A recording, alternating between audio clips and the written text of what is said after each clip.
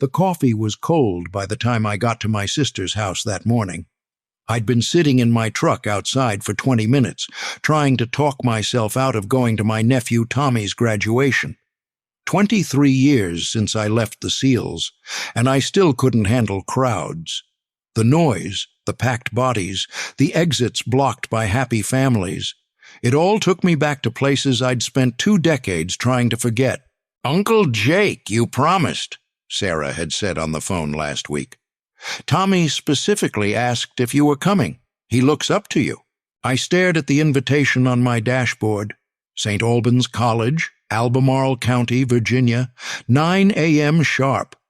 My hands were already shaking, and I hadn't even gotten out of the truck yet. That's when my phone buzzed. Rodriguez.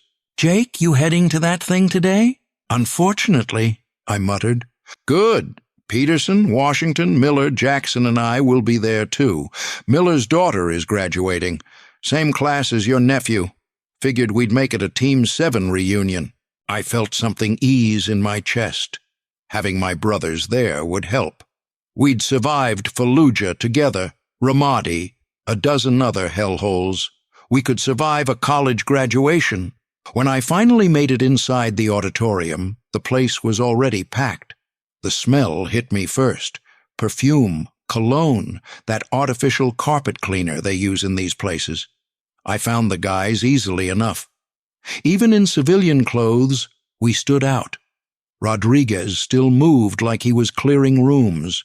Peterson's head constantly swiveled checking exits, and Washington sat with his back to the wall, even though it meant a worse view. "There he is," Miller said, pulling me into a quick embrace. "Thought you might bail." "Almost did," I admitted, settling into the seat they'd saved for me. 5th row, left side, clear view of 2 exits. They knew me well. The energy in the room was typical graduation fare. Proud parents fumbling with cameras, younger siblings looking bored, faculty in their ridiculous regalia trying to look dignified. I was just starting to relax when movement by the side door caught my eye. He didn't enter like everyone else. No fanfare, no family trailing behind. He slipped in through the emergency exit, moving with that particular careful grace that comes from old injuries and hard miles. The marine dress jacket was the first thing I noticed. Vintage, probably 1980s from the cut. It hung loose on his frame like he'd lost weight since the last time he'd worn it. His jeans were worn thin at the knees, boots held together with duct tape on one side. But it was his posture that made me straighten in my seat. Rigid spine, shoulders back, chin up. The kind of bearing that gets drilled into you so deep that poverty, pain, and time can't touch it. "You see that?" I whispered to Rodriguez. He was already tracking the man. "Yeah, something about him." The stranger moved along the wall, eyes scanning the crowd with practiced efficiency. Looking for threats? No, looking for someone. His gaze swept the graduates section, searching, and for just a moment I saw something crack in that military bearing. Hope, maybe? Or fear? He approached the front section, the one with the velvet ropes and the little printed cards marking reserved seats for special guests. That's when the first usher intercepted him. Young woman, maybe 20, wearing the official burgundy vest and a headset like she was coordinating a military operation instead of a graduation. I couldn't hear the conversation from where we sat, but I could read the body language.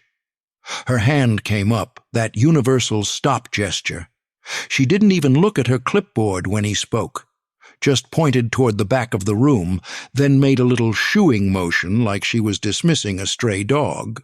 "That's fucked up," Peterson muttered. The man's shoulders dropped maybe half an inch. Anyone else wouldn't have noticed, but we did. He reached into his jacket, pulled out what looked like a folded piece of paper. The usher waved him off without looking at it. 2 security guards materialized behind her. Campus security, from the look of them, young guys, probably criminal justice majors playing cop. They positioned themselves behind the old Marine, not quite touching, but close enough to make the threat clear. "Sir, you need to move along," one of them said, loud enough that people in nearby rows turned to look. The Marine folded the paper carefully, returned it to his inner pocket. No sudden movements, nothing that could be construed as aggressive. Just quiet compliance as he stepped back, found a spot against the wall near the exit sign. "That's bullshit," Washington said. "Man clearly has an invitation." I was about to agree when something made me look closer. The way he favored his left leg, the slight tilt of his head like he was compensating for hearing loss in one ear. The specific way he held his hands behind his back. "Holy fuck," I breathed. "What?" Rodriguez leaned in. "Look at his left shoulder. See how it dips?" Rodriguez squinted. "Old injury. Shrapnel, maybe, or a through-and-through from an AK-47 round. Fallujah, November 2004. My mouth had gone dry. "Building collapse trapped half of 3rd Recon. One Marine went back 4 times, pulled out 12 men before the whole thing came down." Peterson turned sharply.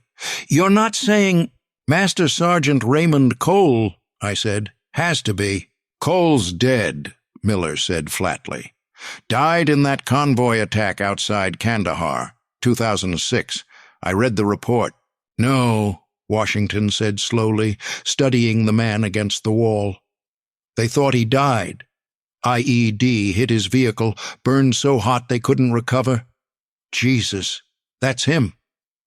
Look at the way he stands. Weight on his right leg, left foot slightly forward. Cole always stood like that after Ramadi." "Can't be," Jackson argued. "If Cole survived, where's he been for 17 years? But I knew. The worn clothes, the careful movements, the way he'd accepted dismissal without argument. I'd seen it too many times. Brothers who came home broken, who fell through the cracks, who ended up invisible on the streets while the country they'd bled for walked past. The ceremony was starting now. The college president took the podium, made the usual jokes about student loans and future success. The crowd laughed politely. I wasn't listening. I was watching Cole, because I was sure now it was him, standing against that wall like a sentinel, eyes never leaving the stage.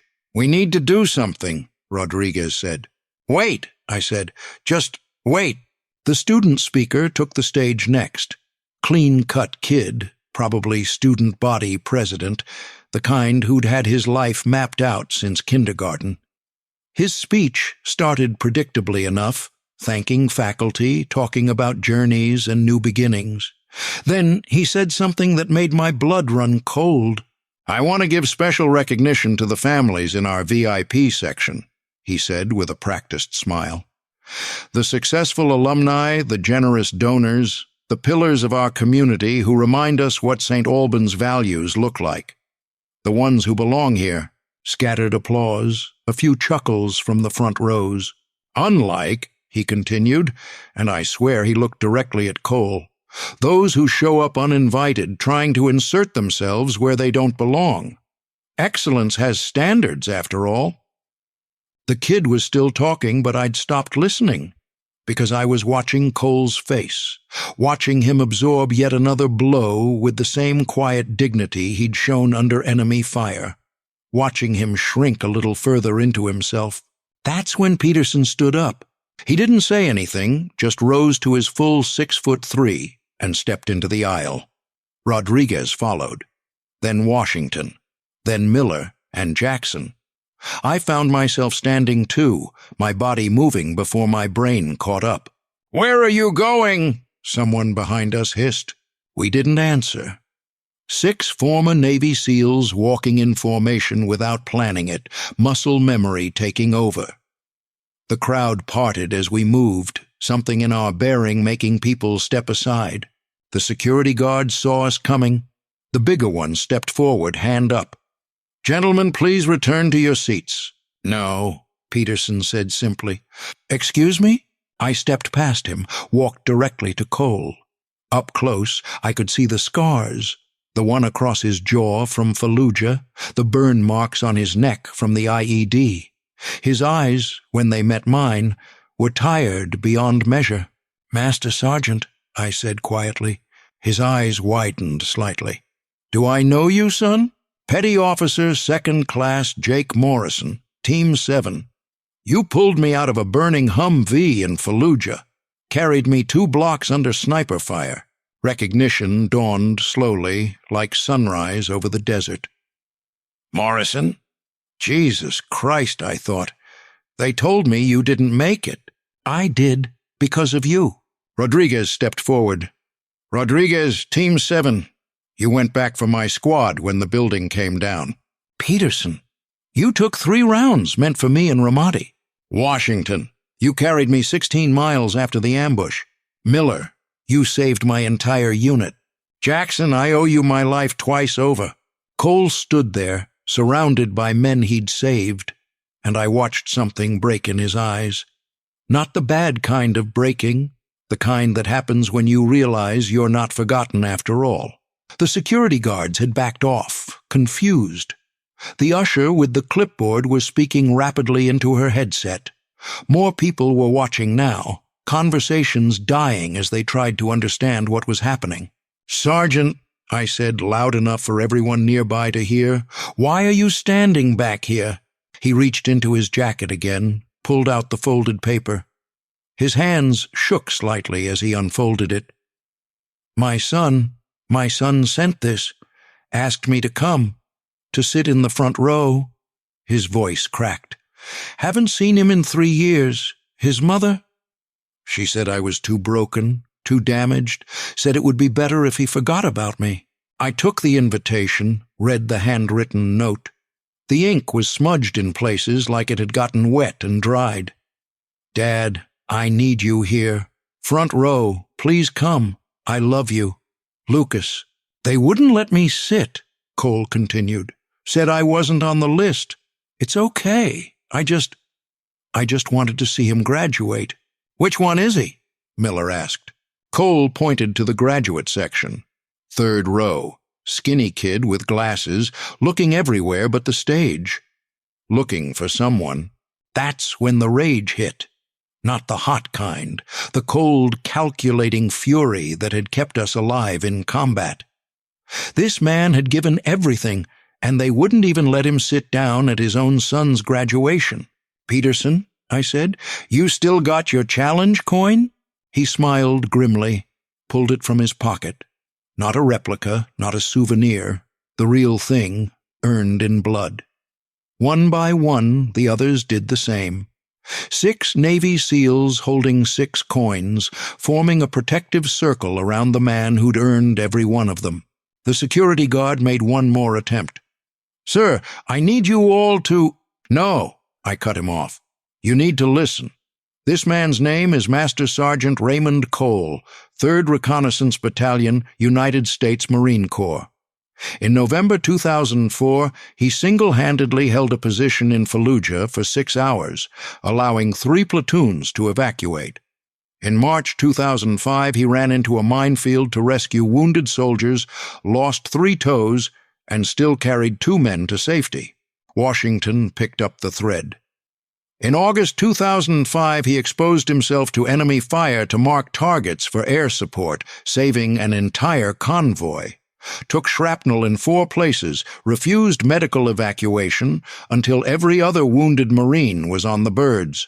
January 2006, Rodriguez continued, led a raid on an insurgent stronghold. Building exploded, trapped his team. He went back in 5 times, pulled out every single man. 5th time, the ceiling came down on him. Broke his back in 3 places.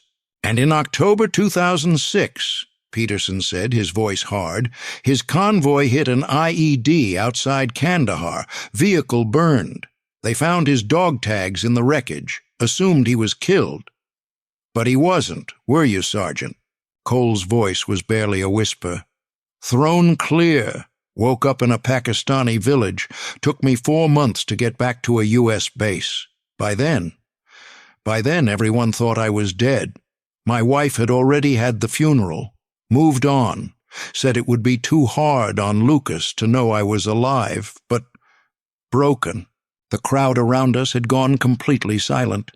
Someone was crying. The usher had lowered her clipboard, face pale. "Spent 2 years at Walter Reed," Cole continued, "learning to walk again, talk again, remember my own name some days. When I got out, there was nothing left. No family, no home, no purpose. Been living rough ever since, picking up work where I can, trying to stay close enough to see Lucas sometimes, from a distance." "But he found you," Miller said. Cole nodded, pulled out another paper.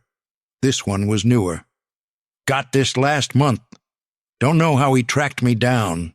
Said he was graduating, said he needed me here, said—" His voice broke completely. "Said he was proud to be my son." That's when movement on stage caught everyone's attention. Lucas Cole had stood up from his seat among the graduates. He was walking toward the podium, ignoring the frantic gestures from faculty trying to wave him back. "Excuse me," he said into the microphone. His voice was shaking but determined. "I'm sorry to interrupt, but there's something I need to say." The college president reached for the mic, but Lucas stepped back, keeping it. "My name is Lucas Cole. I'm graduating magna cum laude today with a degree in social work. I'm here because of my father." He looked out over the crowd, searching. "Dad, I know you're here. They told me you were causing a disturbance, that they had to remove you." His voice hardened. "My father has never caused a disturbance in his life. He's only ever stood up when others couldn't. He's only ever fought for people who needed protecting, including me." The president tried again to take the microphone. Lucas held on tighter. "When I was 7, my father came home from his 3rd deployment. He couldn't sleep, couldn't stop checking windows, couldn't sit with his back to a door. Mom said he was broken, said he was dangerous, said we'd be better off without him." Tears were running down his face now, but he kept talking. "She was wrong. He wasn't dangerous. He was hurt. He wasn't broken. He was healing. And instead of helping him, we abandoned him. I abandoned him. For 3 years, I believed what everyone told me, that he was gone, that it was better that way." He paused, wiped his eyes. "Then I turned 18, started asking questions, found out he wasn't dead, found out he'd been living on the streets in Baltimore, 40 minutes from our house. 40 minutes. For 3 years, my father, a man who'd saved dozens of lives, who'd earned more commendations than I can count, was sleeping under bridges while I slept in the bedroom he'd painted for me." The auditorium was tomb silent now. "I tracked him down through a VA outreach program, sent him that invitation, begged him to come. And you," he looked directly at the usher, at the security guards, "you tried to throw him out because he doesn't look successful enough, because his jacket's old, because he doesn't match your image of excellence." His voice rose. "My father is excellence. He's courage and sacrifice and honor. He's everything you claim to value and nothing you actually recognize. And if he's not welcome here, then neither am I." Lucas pulled off his graduation cap, set it on the podium. "Dad," he called out. "Dad, where are you?" Cole stepped forward from our protective circle. His voice was rough. "I'm here, son." What happened next broke something in everyone watching. Lucas didn't walk down from the stage. He ran, jumped the last 3 steps, pushed through the crowd, and threw himself into his father's arms. "I'm sorry," he sobbed. "I'm so sorry. I should have looked for you sooner. I should have fought harder. I should have—" "Shh," Cole whispered, holding his son like he was afraid he might disappear. "You're here now. That's all that matters."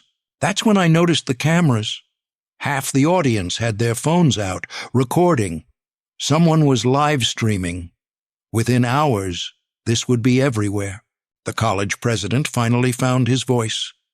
"Perhaps we should, that is, if Mr. Cole would like to take a seat." "Master Sergeant Cole," I corrected loudly. And yes, he'll be sitting in the front row, where his son asked him to sit, where he belongs. The VIP section families suddenly found urgent reasons to shift around, making space. But Cole shook his head. I don't need the front row, he said quietly. I just need to see my boy graduate. Dad, no, Lucas said firmly. You're sitting with me on stage. I'm not graduating without you next to me. The president started to object, but something in the crowd had shifted. A murmur was building, voices rising. Let him sit. He's earned it. Semper Fi, Marine. Then someone started clapping. Slow, steady, others joined. Within seconds, the entire auditorium was on its feet, applause thundering off the walls. But the real moment came when an elderly man in the third row stepped forward. He was wearing a Navy dress uniform covered in ribbons and stars. Admiral Thompson, according to his nameplate. Master Sergeant Cole, he said, his voice carrying despite his age. Operation Resolute Storm, 2005. You saved my son's unit. All of them. He wrote to me about you. Said you held the line alone for 2 hours while they evacuated the wounded. Said you refused to leave until every man was accounted for. He raised his hand in a salute. Cole straightened, returned it sharply, despite the tears on his face. That broke the dam. Others started coming forward. A woman whose brother Cole had saved. A man who'd served in his unit. A Gold Star mother who'd received a letter from Cole about her son's bravery. Story after story, each one adding another layer to the legend none of us had fully known. But the moment that truly changed everything came from an unexpected source. The student speaker, that smug kid who'd made the crack about belonging, stepped forward. My name is Bradley Williams, he said quietly. My father is Senator Williams. He's voted against veteran funding 6 times, said it wasn't fiscally responsible. He looked at Cole, then at his son. I'm going to make sure he hears about this. Every word. And if he won't listen, I'll make sure everyone who votes for him does. The ceremony continued, but everything had changed. Cole sat on stage next to his son, 6 Navy SEALs standing honor guard behind them. Every time a graduate's name was called, they looked at Cole. Some nodded, some saluted, all acknowledged. When Lucas Cole's name was called, the applause was deafening.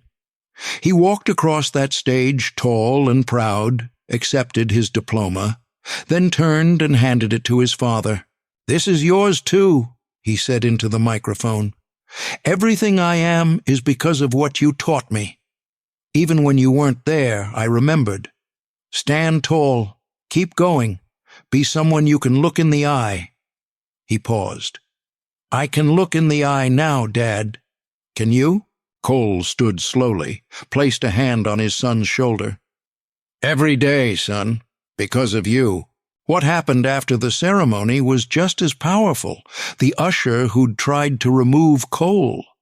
She found us in the reception area, makeup streaked, holding an old photo. My grandfather, she said, showing us a picture of a young Marine. Vietnam, 1969. I never knew him, but my grandmother said he wrote about a Corporal Cole who stayed with him when he was dying, held his hand. Promised to write to her. She looked at Cole. You kept that promise. Wrote to her for 2 years. She kept every letter. Cole studied the photo, recognition dawning. Tommy Mitchell. Good man. Talked about his girl constantly.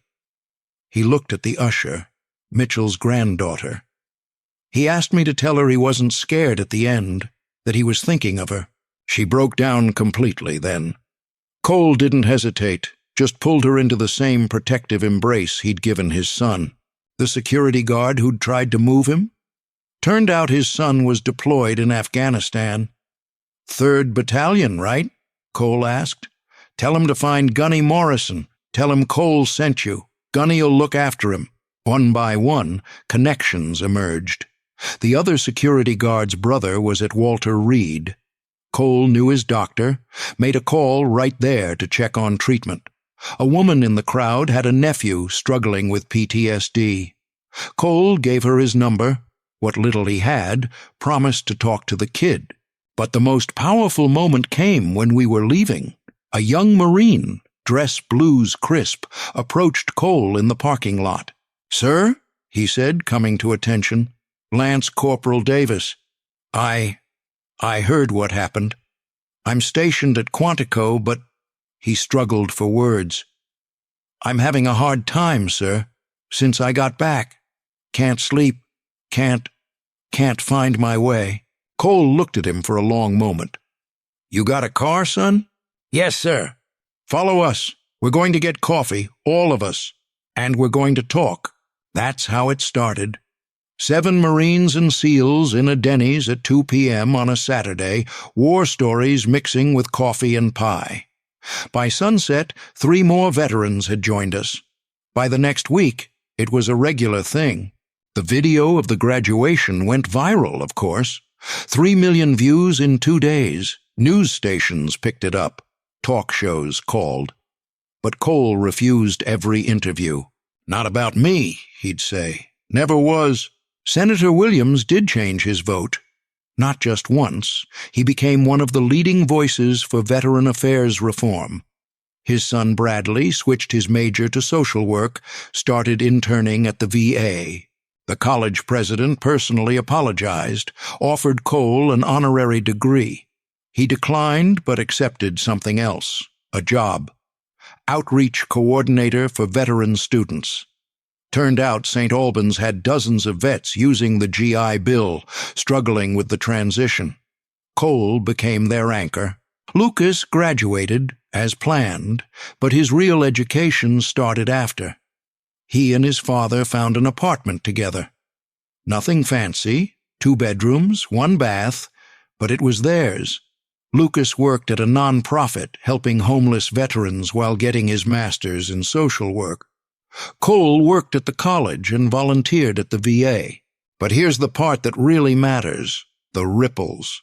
The usher, Mitchell's granddaughter, she changed her major to veterans counseling, started a program connecting Vietnam-era vets with students studying their history. The security guards both enlisted, said if men like Cole were what the military produced, they wanted to be part of it. The woman whose brother Cole had saved? She donated enough to the VA to fund a new PTSD treatment wing, named it after her brother and Cole. 6 months after the graduation, we held another ceremony. This time, Cole was in the front row by invitation. They were honoring Lucas for his work with homeless veterans. When they called his name, Lucas did exactly what his father had taught him. He stood tall. He kept going.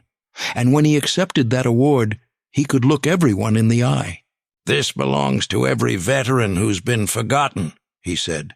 "Every hero sitting in the shadows, every father who showed up even when the world tried to turn them away. We see you, we remember, and we're not going to let you stand in the back anymore." The applause was immediate and thunderous, but I was watching Cole, watching him realize that his war wasn't over. It had just changed battlefields, from fighting enemies abroad to fighting for brothers at home. Later, at another Denny's gathering that had grown to include 23 veterans, Cole raised his coffee cup. "To the ones still out there," he said simply, "we're coming for you." We clinked mugs, coffee, not beer, because half of us were in recovery, but it was the most meaningful toast I'd ever shared. That was 2 years ago. Today, the Cole Center for Veteran Reintegration has helped over 300 veterans find homes, jobs, and purpose. Lucas runs the outreach program. Cole still works at the college, still volunteers, still answers his phone at 3 a.m. when a brother is in crisis. And every Thursday, rain or shine, you can find us at that same Denny's. The group's too big for one booth now. We take up half the restaurant.